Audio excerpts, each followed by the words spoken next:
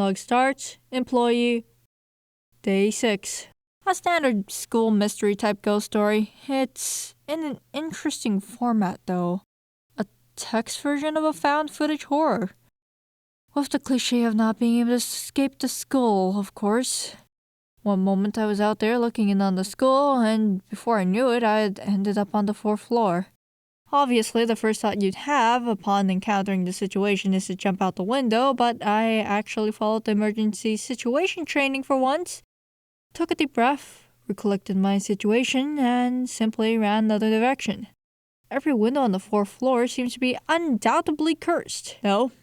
From each reflection glared a different version of me. Some with different hairstyles, some with different eye colors, some of entirely different builds. There was one that stood out to me though, one with glowing yellow eyes that seemed endless in their depths. That version only flashed into the window for a couple of seconds, but still lingering in my mind. I don't know how long I ran for, but when I woke up, the first thing I did was look in the mirror, and I thought to myself, have my eyes always been this color? It took me a moment before remembering my assignment to T981 back when we were still working on it. Nowadays, it's just sitting on that old PC, although I think the archival team might have moved it in case the hard disk fails. I got off pretty light with that assignment, since alteration effects usually end up being extra arm levels of drastic. I know a guy who appreciates his extra arm though.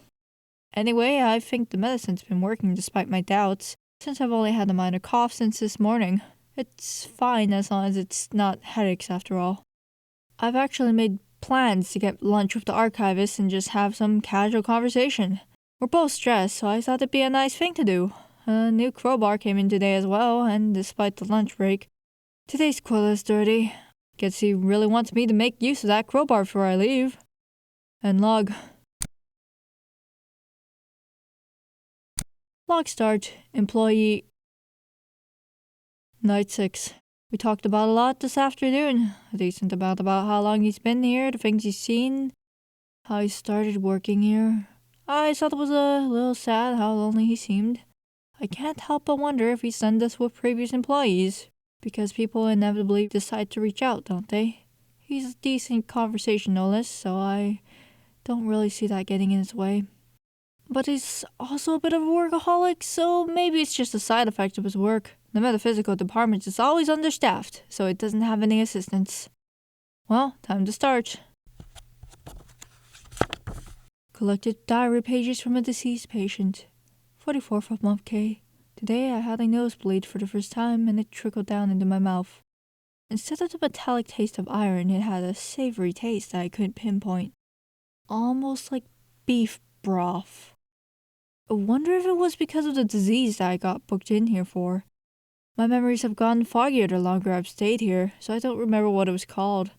I should probably ask a nurse, but I haven't seen any today. From what I've written on past pages, they usually check in at around 13 o'clock. I can't do anything besides write in this room, so thank you for providing me company, diary. 45th of month K. I'm having my second nosebleed of the day as I write.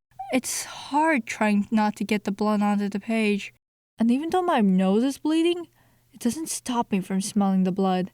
Such a rich, savory smell. I can't help but want to lick off the blood that has fallen onto the page. But that would ruin you, wouldn't it, diary? I doubt you appreciate my blood, and you'd appreciate my saliva even less. I'll try my best to ask a nurse to bring me a towel or a tissue box the next time I see one.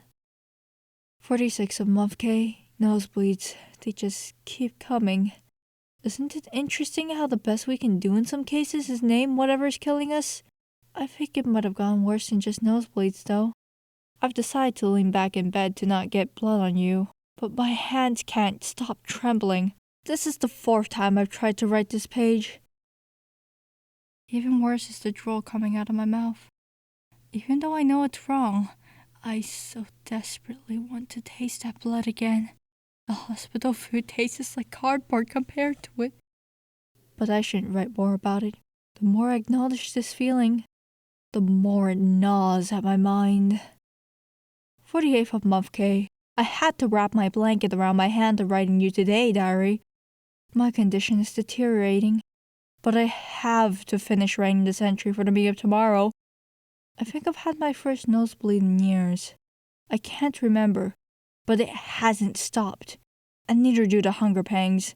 They didn't give me any food today. It's so tempting to just take a bite out of my arm, to lick the blood from my oozing knuckles. 50th of month K. Today the nurses finally checked in on me. They're going to take me for a new experimental treatment to fix my disease tomorrow. I hope it works.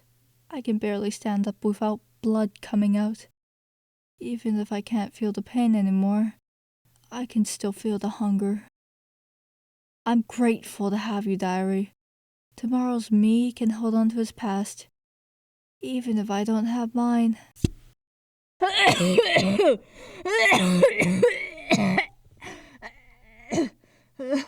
This damned book. It's really going to put me through the ringer even though tomorrow's the last day, huh? End log.